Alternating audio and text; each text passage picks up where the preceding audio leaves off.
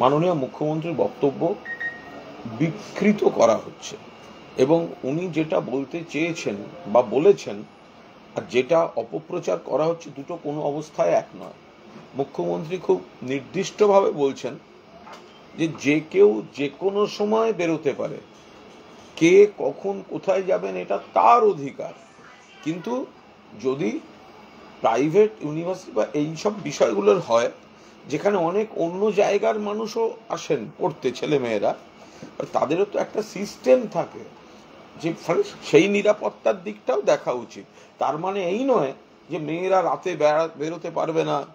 মুখ্যমন্ত্রী খুব স্পষ্টভাবে যে কে কখন বেরোবে এটা সম্পূর্ণ তার স্বাধীনতা, ফলে এখানে এরকম কোনো ব্যাপার নেই যে মহিলারা রাতে বেরোতে পারবেন না, এই ধরনের কোনো বক্তব্যই মুখ্যমন্ত্রীর নেই।